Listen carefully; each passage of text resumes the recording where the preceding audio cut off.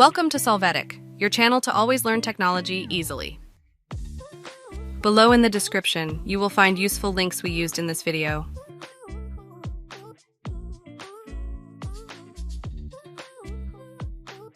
Today in Solvetic, we will see how to fix D3D11 compatible GPU feature level 11.0 shader model 5.0 is required to run the engine Windows, Valorant, Fortnite.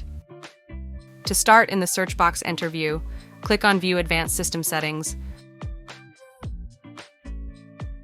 In this window, click on Settings located in Performance.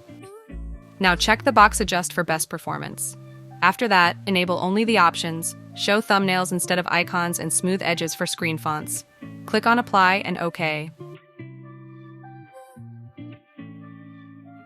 After this, again click on Settings in the Performance section. You will go to the Advanced tab, click on Change. You will activate the option, Custom Size, and then you must enter the minimum and maximum size of the virtual memory. When you do, click on Set. Click on OK, and as you can see, it will be necessary to restart the operating system. Click on Restart now for these changes to be applied. Hey, remember to subscribe Solvetic channel.